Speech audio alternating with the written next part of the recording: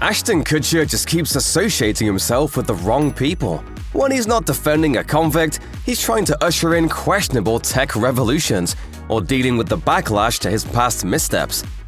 After Demi Masterson was convicted of raping 2 women in 2023, some of his former co-stars came to his defense. That included Ashton Kutcher, who appeared alongside Masterson on both That 70s Show and The Ranch. He was particularly effusive in a character reference letter that he sent to court. He wrote in part, "As a friend, Danny has been nothing but a positive influence on me.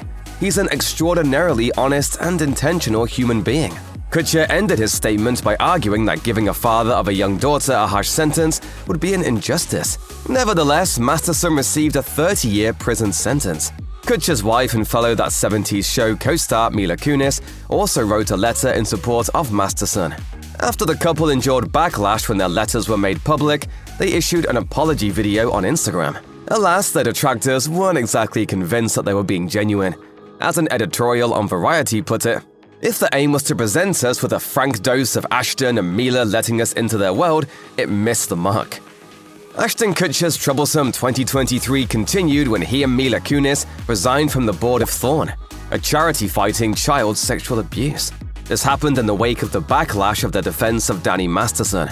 Kutcher founded the organization back in 2012 with his then-wife Demi Moore. He wrote a letter to the board that read in part, "I cannot allow my error in judgment to distract from our efforts and the children we serve. The mission must always be the priority, and I want to offer my heartfelt apology to all victims of sexual violence and to everyone at Thorn who I hurt by what I did. And to the broader advocacy community, I am deeply sorry. I remain proud of what we have accomplished in the past decade and will continue to support Thorn's work. Thank you for your tireless advocacy and dedication to this cause." Kutcher's reputation took another blow in September 2023 when a video from 20 years earlier resurfaced online. The clip in question was from a 2003 episode of his hidden camera prank show, Punk'd. Kutcher was 25 at the time, while his victim in the episode, Hilary Duff, was only 15. As Kutcher described her in the clip, Hilary Duff is in Lizzie McGuire. She also has an album out. She's going to be in a movie called Cheaper by the Dozen. And she's one of the girls that we're all waiting for to turn 18, along with the Olsen twins. The general consensus on social media was that Kutcher came off as a bit of a creep. As one person put it succinctly, Ashton Kutcher is a slimeball. As the clip spread like wildfire across the internet, another observer declared, "It's absolutely insane how the 90s and 2000s were so open about this." Kutcher's sleazy commentary about Hilary Duff wasn't the only unsavory moment from his past that resurfaced in 2023. A clip from the Rosie O'Donnell show from 2002 also went viral for all the wrong reasons, and this one was perhaps even more damaging. Kutcher was a guest on the episode alongside Mila Kunis when the discussion turned to a wager that he and Demi Masterson had supposedly made while filming That 70s Show. As Kunis recalled, "It was the first week. I had never kissed a guy. I was a 14-year-old little girl. I was extremely scared for my life."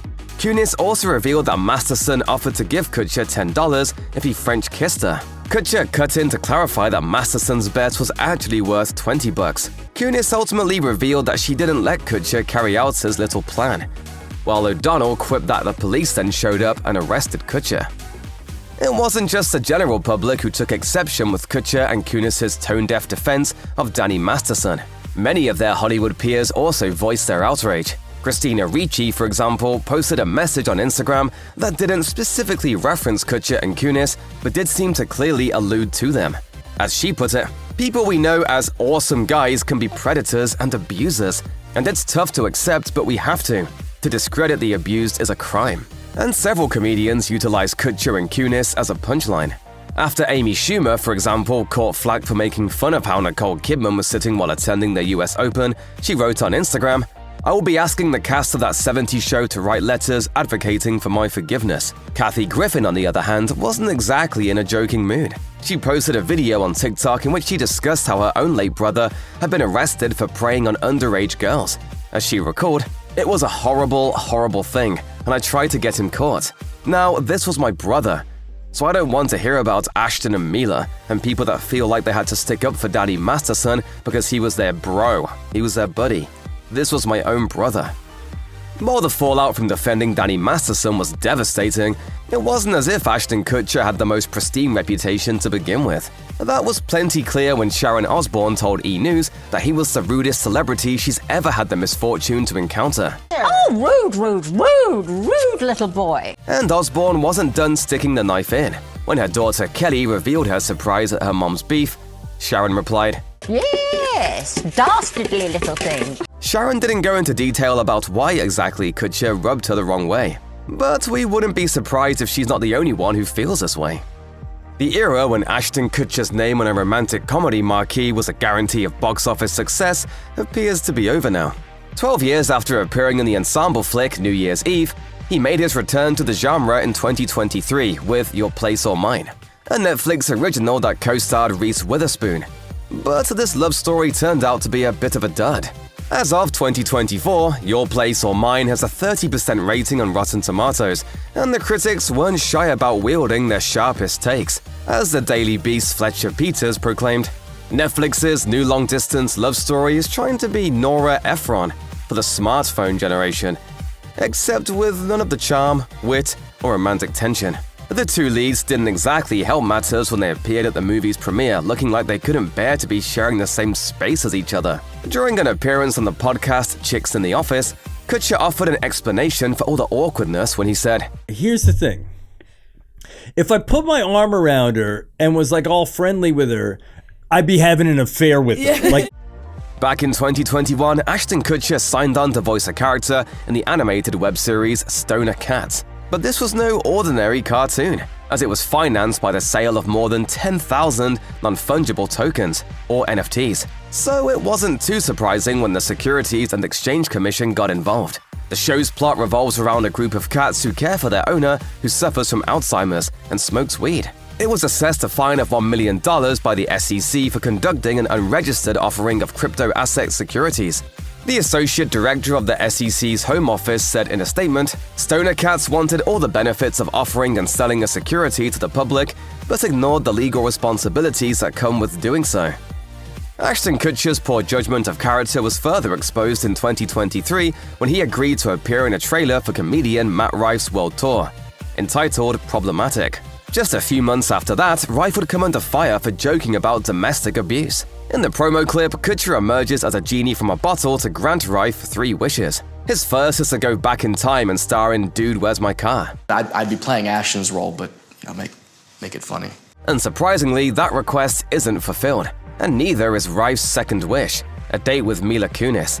But Kutcher does grant him his third and final wish, which is for a tour that exceeds his wildest dreams. And I want it full, sold out, with people from across the world who just want to come out, have a good time, and laugh. Can you give me that? One could argue that Problematic actually did live up to Rife's wishes, just not in the way he probably hoped for. Demi Moore didn't hold back when discussing her marriage to Ashton Kutcher in her 2019 memoir, Inside Out. She was the happiest she'd ever been when they first got together in 2003, but things soon turned sour. She made several damaging claims concerning everything from their sex life to her efforts towards sobriety. For example, she recalled Kutcher saying, I don't know if alcoholism is a real thing, I think it's all about moderation. Moore recalled responding to that comment by noting, I wanted to be that girl, the girl who could have a glass of wine at dinner, or do a tequila shot at a party. In my mind, Ashton wanted that too.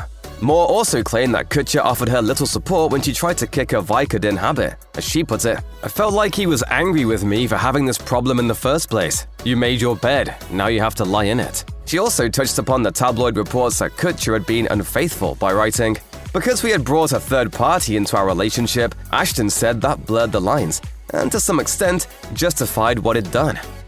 Ashton Kutcher's past came back to haunt him in 2019, when he was forced to testify in a high-profile murder trial.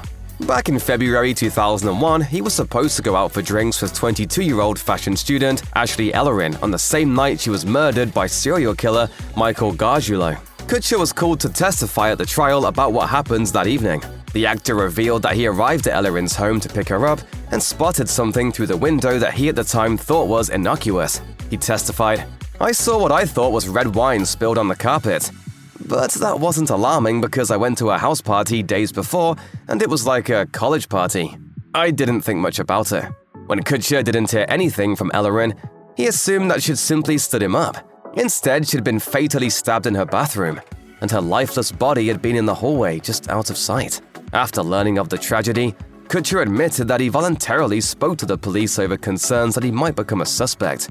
As he testified, "I remember the next day, after I heard about what happened, I went to the detectives and said, 'My fingerprints are on the door.' I was freaking out."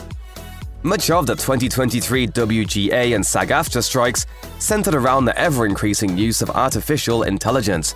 So considering what else Ashton Kutcher has been up to lately, it's not hard to understand why he might be increasingly less popular in certain circles.